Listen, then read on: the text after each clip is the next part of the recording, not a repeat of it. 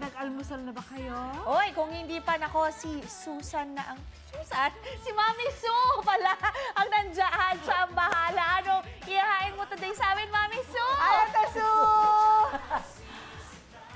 Yes, Lynn and Shaira. Nako, lalong-lalo ka na, Shaira. Panoorin, malulutuin ko ngayon ay ginataang kalabasa at sitaw. Siyempre, alam mo na medyo kailangan nagbabudget tayo dahil nagmamahal ang mga bilihin. So, ito, madali lang lutuin to. Maganda pa sa ating kalusugan. So, ito, nagigisa na ako ng bawang. Lagay ko na rin ng sibuyas.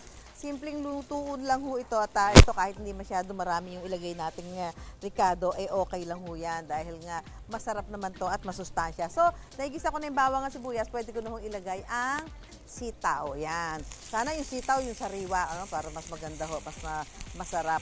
At ang kalabasa, yan, maganda rin ho yan. Matamis-tamis ho yan.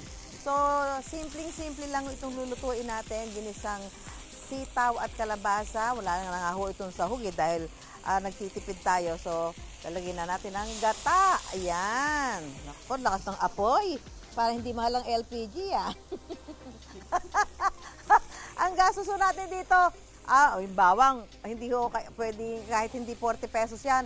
Kaprasong bawang lang, okay lang. Sibuyas, kahit 20 pesos lang, pwede na yan. Okay, isang piraso lang naman sibuyas yan Yung kalabasa, may nabibili ho niya na hiwa-hiwa na sa palengke. 20 pesos yung gata, yan na medyo mahal. Ang gata ho ang medyo mahal. Kaya nga, di ba si Sona kahapon ng Pangulo, sabi niya, kailangan magtanim tayo ng 100 milyong puno ng nyog para hindi naman sobra ang mahal ng presyo ng ating nyog.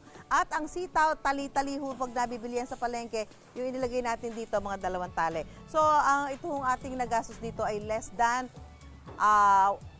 more than 100 pesos. More than 100 pesos. At sapat na po ito para sa 4 hanggang 5 katao. Kita nyo naman, dami na ho niya, no? Diba? So, lalagay ho natin papaalat dito ay patis, konti lang. Ngayon, kung meron ho kayong budget, kung nakakaluwag-luwag, ika nga, pwede nyo ho lagyan ng hipon o kaya naman ay karne ng baboy. Ayan, para ho medyo may konti na mga laman. Ayan. Pero kung walang budget at talaga nagtitipid, pwede na ho ito. Lagyan natin ng konting paminta.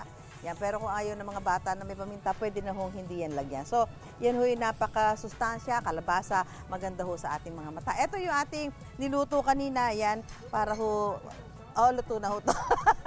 Pwede na tikman natin mga kapuso. Ayan ho, ang ating tipid budget meals. Sa panahon tayo po ay nagtitipid, kailangan maging matalino tayo sa pagdiskarte kung ano ang lulutuin natin para sa ating mga mahal sa buhay. Sabi nga kumain ng gulay para humaba ang buhay. Ito po ay good for 4 to 5 na tao. Yan, pero pag mahina kumain, pwede. Kumain ng gulay para humaba ang buhay, pero wag laging gulay, baka hindi tayo mamatay. Back to studio po tayo. Wait! Wait lang! Huwag mo muna i-close. Mag-subscribe ka na muna sa GMA Public Affairs YouTube channel para lagi kang una sa mga latest kwento at balita. I-follow mo na rin ang official social media pages ng Unang Hirit. Thank you! O sige na,